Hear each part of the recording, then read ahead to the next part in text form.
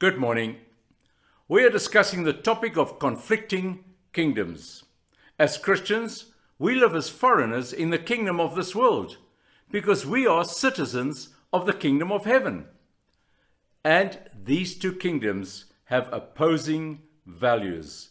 And the danger is that we will be contaminated by the values of this world. That's why James warns us. If you want to be a friend of the world, you make yourself an enemy of God. Now that is serious stuff. After all, nobody wants to be an enemy of God. But the reason is that the values of these two kingdoms cannot go hand in hand. Now let's see how they differ when it comes to defining success. In the kingdom of this world, success is judged by outward accomplishments. For example, Nebuchadnezzar said, "Is not this the great Babylon I have built as the royal residence by my mighty power and for the glory of my majesty?" And shortly after that, he went insane for 7 years so that the Lord could teach him to be humble. But mankind has not learned that lesson, and throughout history, we keep on doing the same. For example, there are annual lists published about the wealthiest people in the world. In the kingdom of this world, everything is judged by numbers, and believers are tempted to do the same. In 2 Samuel 24, we have an example of how David sinned by wanting to number his armies so he could brag about how strong it was. And it seems as if this value has also crept into some of the churches and Christian organizations. Their success is measured in terms of statistics like number of members, number of baptisms, weekly attendance, giving to missions, and so on. I know of a church where their attendance is compared every week with the attendance of other churches in the neighborhood. There are mission organizations where staff have to report every month on how many people they have reached, how many people have been brought to faith, to ensure that they get continued support from their donors. And it seems to me that it's all about numbers. And yet the sad truth is that despite devoting our entire life to achieving as many things as possible, it leaves us unfulfilled. In Ecclesiastes 2, Solomon lists all his great achievements, but then he comes to the conclusion, "When I surveyed all that my hands had done and what I had toiled to achieve, everything was meaningless, a chasing after the wind." Such are the values of the kingdom of this world. In the kingdom of heaven, success is determined by inward character. In 1 Samuel 16 verse 7 we read, "People look at the outward appearance, but the Lord looks at the heart." And that is why it is so futile to compare ourselves with other people, because we cannot see what is going on in their heart. Just listen to what impresses the Lord. "Your beauty should not come from outward adornment. Rather, it should be that of your inner self, the unfading beauty of a gentle and quiet spirit, which is of great worth in God's sight." Did you hear that? It's of great worth in God's sight. Now, Peter was referring specifically here to the inner beauty of women, but it applies to men as well. Our character. And a gentle and a quiet spirit is of great worth in God's sight. And that's why Jesus said in Matthew 7 that his children will be recognized by their fruit. And he was speaking of fruit like love and joy and peace and kindness and gentleness. In other words, what matters in the kingdom of heaven is our character, not our achievements. And one thing that we can be very sure of is that the Lord is not impressed by numbers.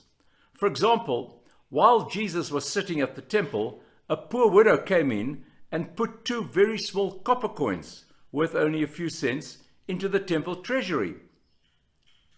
Jesus called his disciples to him and said, "I tell you the truth, this poor widow has given more than all the others who are making contributions, for they gave a tiny part of their surplus, but she, poor as she is, has given everything she had to live on. Numbers are not important to the Lord. For example, is he more pleased with a large church than a small church? Does he reward well-known evangelists like Billy Graham more than someone who faithfully teaches a Bible study each week to a handful of people? I doubt it. This tells me that you and I need to be faithful in the work that the Lord has given us to do, and not to compare ourselves with others. Another area where these two kingdoms differ greatly is when it comes to love. The citizens of this world love conditionally. They love only those who are worthy of their love. But Jesus is not impressed with that. And he said in Luke chapter 6, "If you love those who love you, what credit is that to you? Even sinners love those who love them. And if you do good to those who are good to you, what credit is that to you? Even sinners do that." The citizens of this world expect to be paid back for the favors that they do us. There is an expression that says there is no such thing as a free lunch, and if you do me a favor, then I owe you one. But in the kingdom of heaven, the citizens love unconditionally, even their enemies. Jesus said, "Love your enemies, do good to them, and lend to them without expecting to get anything back." And unconditionally means there are no strings attached. Now, I must admit, I find it difficult to give to certain people who I think don't deserve it. For example, I often don't give to beggars on the street corner who look healthy enough to get a job on their own. Yet that is what we as citizens of heaven are asked to do.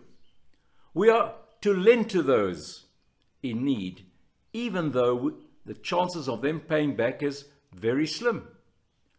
I remember some years ago our domestic help wanted to borrow a fairly large sum of money to pay for the funeral of a relative.